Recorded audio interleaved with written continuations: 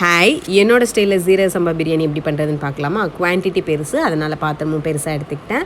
அதில் கொஞ்சமாக எண்ணெய், நெய், அதுக்கப்புறமா ஸ்பைசஸ் பட்டை, கிராம்பு, ஏலக்காய், அதுக்கப்புறமா கொஞ்சமாக பெருஞ்சீரகம், அதுக்கப்புறம் மிளகு, அந்த ஸ்டார் இருக்குல்ல ஸ்டார், அதெல்லாம் பொரிஞ்சதுக்கப்புறமா ஸ்பைசஸ்லாம் பொரிஞ்சதுக்கப்புறமா வெங்காயம், இப்போ 1 கிலோ பிரியாணி பண்ணுறீங்கன்னா அதுக்கு பார்த்திங்கன்னா ஒரு 3/4 கிலோ கிட்ட வெங்காயம் போட்டு அது நல்லா வதங்கணும்.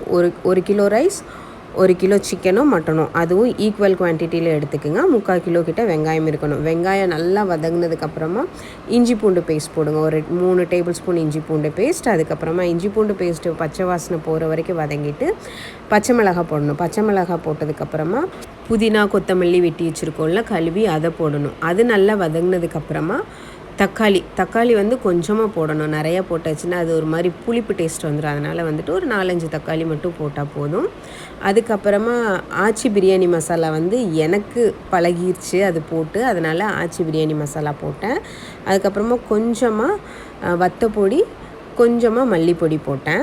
நான் இன்றைக்கி பிரியாணி பண்ணும்போது பார்த்திங்கன்னா ஸ்பைசஸ் வந்து மீடியமாக தான் வச்சுருந்தேன், ரொம்ப வைக்கல. ஏன்னா குட்டீஸ்லாம் சாப்பிட்ணுல்ல, அதனால் ஸ்பைசஸ்லாம் போட்டதுக்கப்புறம் மசாலா இதெல்லாம் போட்டதுக்கப்புறமா கொஞ்சமாக ஹாஃப் லெமன் புழிஞ்சு விட்டுட்டு ஒரு 4-5 டேபிள் ஸ்பூன் அளவுக்கு தயிர், லெமன் தயிரில் சேர்ந்து அதெல்லாம் நல்லா வதங்கினதுக்கப்புறமா இப்போ 1 கிளாஸ் ரைஸ்னால் அதுக்கு வந்து 1.5 கிளாஸ் தண்ணி ஊற்றணும். பிரியாணியில் இருக்க தண்ணி எல்லாம் நல்லா வற்றினதுக்கப்புறமா கடைசியாக இந்த மாதிரி வெங்காயம் வந்து ஃப்ரை பண்ணி வச்சுருந்தேன். ஃப்ரை பண்ண ஆனியனும் கொஞ்சமாக கேஷ்யூ நட்டும் கிரேப்பும் ஃப்ரை பண்ணியிருந்தேன். ஃப்ரை பண்ணதெல்லாம் மேலே அப்படியே அங்கங்கேயே கொஞ்சம் கொஞ்சமாக போட்டு விட்டுட்டேன்.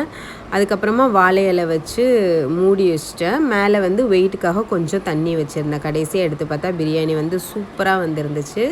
இதே மாதிரி ட்ரை பண்ணி பாருங்கள்.